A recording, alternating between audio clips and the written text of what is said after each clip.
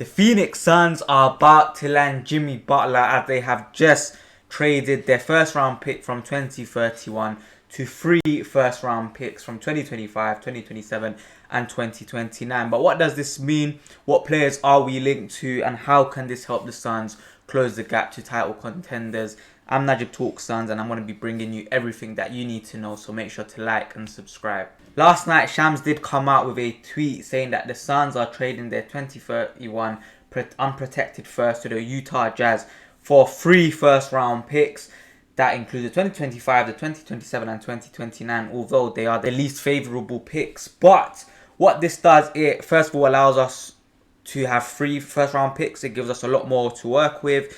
Rather than having one first pick all the way in 2031 where we could only use it for one trade, now we have 3 which can be used in multiple trades. And there are a lot of rumours, there are a lot of discussions. But first of all, let's talk about the Butler-Beal situation.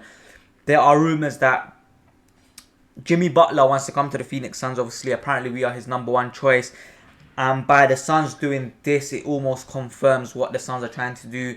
There's rumours of Beal going to the Bucks, and last night also there was reports from the Athletic saying that Beal is open to waive his no trade clause to the right team, as long as the team is a team that can compete this season. And apparently the Bucks is a team that he wanted to go to before he came to Phoenix, but he chose us over the Bucks, and the Bucks again are interested.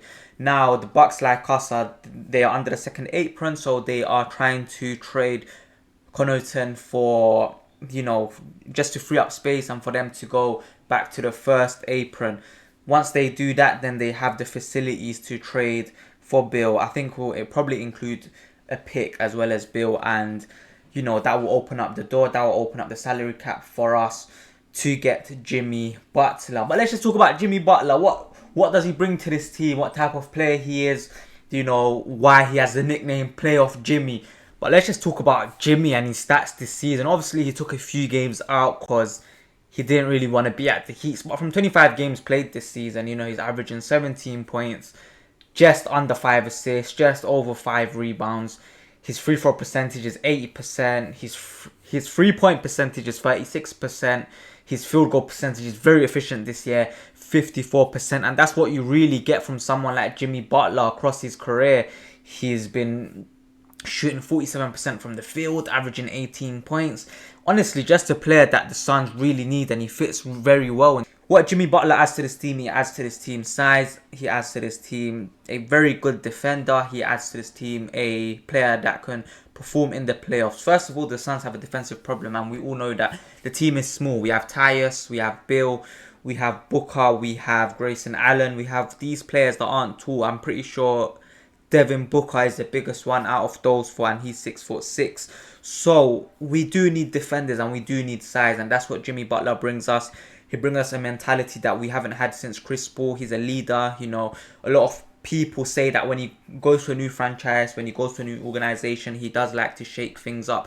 And that's what the Suns need. The Suns need a wake-up call. The Suns need a shake-up. And Jimmy Butler provides that to the team, He's a player that he will say what needs to be said, even though, the likes of Booker and Durant might not want to say it. He's a player that will get on Durant's back if he's not playing well. He's a player that will get on Booker's back if they're not playing well. Sometimes you need that leader. Sometimes you need that vocal person that, that's not afraid to challenge a star. And obviously when Butler comes in, he will be coming in as a star as well. So if you're talking about Jimmy Butler, what he brings to this team, a lot of people are comparing him to Beal, because obviously Beal was another star, and we saw that, in the Nets it didn't really work out. In the Suns here, it's not really working out. But when you're talking about the player and when you're talking about fit, Butler fits a lot more better than Beal.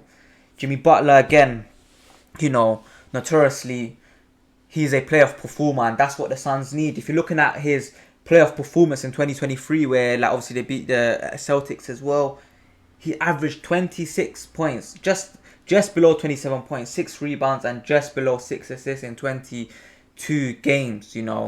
There's a reason why he's called Playoff Jimmy. And bear in mind that Heat's team wasn't the best. It wasn't the best. Shout out to the coach Eric as well. He got a lot out of a team that wasn't that good. They were the 8th seed that year, and they went all the way to the final. Obviously they lost to Denver. Denver were the best team comfortably across the two conferences. But you're seeing Butler do that against the Celtics. The Celtics were a very strong team. The Celtics were most likely the team to come out of the East. But Butler went there. He shut it down. He beat them. He got his team to a final. And their team wasn't strong enough to get into the final in the first place. But Butler has that effect on players. He makes everyone perform better because, again, like I said, he's a leader. He does the hard work. He does the dirty work that not a lot of people may want to do. And obviously, he is old. He is 36. So, we're not going to see the prime Jimmy Butler. But Jimmy Butler is still performing to a very high level. And even right now at the Heat, you can see that he don't really want to be there. In the last few games, even last night against Portland as well, he don't really want to be there. But he is still putting up decent numbers.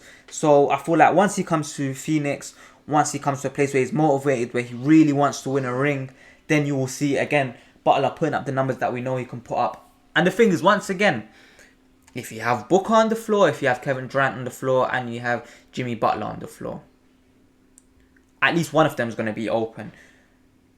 Beal obviously has moved to the bench, but that's because of the makeup of the team. But even last year under Frank Vogel, when we did play Beal, Booker, Durant, one of them was always open and they were always hitting their shots.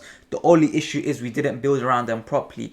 And now that we have Butler coming in, he's a much better fit. Not a lot of our players like to go to the rim, like to win fouls, like to be a free throw merchant. Jimmy Butler is one of them. He's the one that's always winning fouls. He goes to the rim, he goes to the paint. He don't mind getting hit. He will take a hit, but he will get his free throws. And most importantly, he will hit them free throws as well. Jimmy Butler is a very efficient scorer. He's across his career, he shoots at about 47% from the field. That's one of the most efficient scorers you will see. And again, get Jimmy Butler in. And I was speaking to someone last night.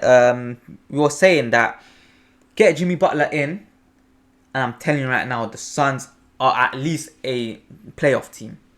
Right now, the Suns are probably a playing team, but get Butler in, we could easily fight for that 5th or 6th seed. Obviously, we still need a few more pieces, which I'm going to get to now.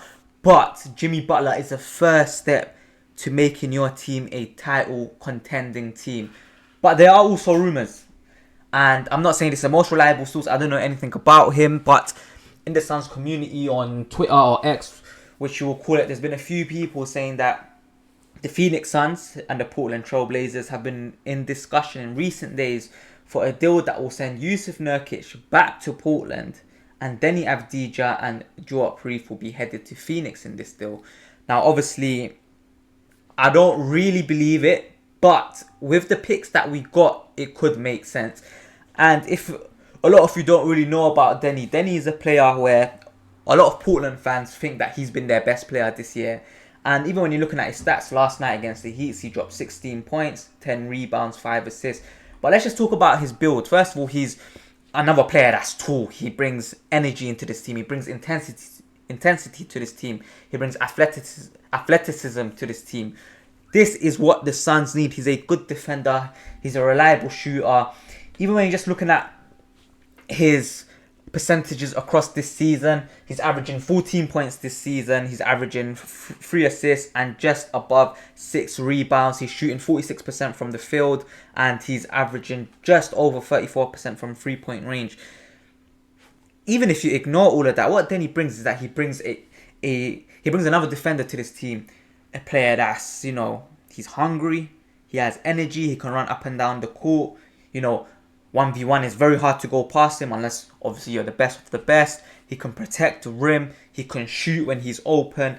And this year has been arguably his best year, I would say, as a player.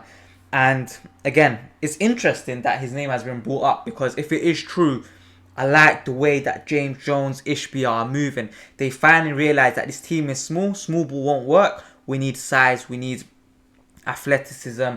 We need players that, that are comfortable sitting in the corner and getting the ball when they're open and hitting their threes. But on the other end, they're a dog. They're fighting hard. They're defending well. They're a pest. They can win boards. They can play basketball. And that's what we need. And again, I was saying this last night in one of the Twitter communities. When you're looking at the number of 3-point shot that the Suns were taking at the start of the season to now, we were averaging 40, 50 a night. Against the Cavs, we took 26, There's something going on, and I feel like at the start of the season, it was working because the stars and the players brought into Bud's ideas. But when the going gets tough, the tough gets going. And so far, the tough hasn't get going. We have went back to our old ways. We stopped taking threes. We stopped running plays to make sure players were open for the threes. Players are hesitant. And if we can get back to playing that free ball, shooting 40 threes a night, shooting 50 threes a night. We saw that it worked at the start of the season. We were 8-1. We were getting the ball to Booker. We were getting the ball to Durant. Ryan Dunn was hitting his threes. Grayson was hitting his threes. Royce O'Neal was hitting his threes. Tyus Jones had an amazing start to the year. He was hitting his threes. Every single person was hitting their threes. Even Nurkic, he was taking a three on the odd occasion, and it would go in as well. And we know that Bud, when he was at the Bucks, he had Brook Lopez. He could hit threes, and it's really what Buck wanted. But obviously now we have Nick Richards, Mason Plumlee. Also, they're not really 3-point shooters. Nurkic can shoot threes, but obviously he's been out. So I feel like getting players that can hit threes. Deni Avdija, I believe he's 6'7", 6'8". He can shoot. His wingspan ain't the longer for someone off his size, which can also help with his shooting as well. So there are pros to that. But again, he's a very good defender, and that's what the Suns need. The Suns will never have to worry about scoring as long as defense is on their side, because what you have with Durant, what you have with Booker is you have a guaranteed 60 points a night. Guaranteed. If you get them the open looks, if the supporting players can play their supporting role well, what you get from Durant and Booker is 60 points guaranteed. All you need from the other 8 to 10 players, all you need from them is 10 points each. Not even 10 points. Some of them don't even need to get 10 points. But if Durant and Booker get you 20, Nick Richards get you 10 or 15, Grayson off the bench gets you another 10 or 15, Royce gets you another 10, Dunn gets you another 8. Do you get what I'm trying to say? You don't really need high volume scorers next to Durant and Devin Booker. Obviously, Jimmy Butler brings you that. Jimmy Butler can get you 20, 30 a night, And especially with the team that he's going to be playing with, he's going to be getting a lot more open looks in the heats, He's their best player. Players are guarding him. Players know that if the ball goes out to him, let's get tight. Let's not allow him to shoot. Let's not allow him to get to the rim. But when you're playing with two other stars, not everyone can guard the best players. So that's why getting players that can hit their threes, Deni would be a very nice pickup, but I don't see it happening.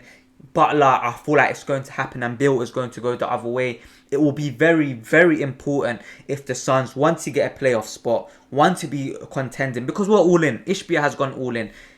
If we don't win now or next season, the Suns' future is something that we have to look at and think, how can we get the best out of our future? We have Durant and Booker.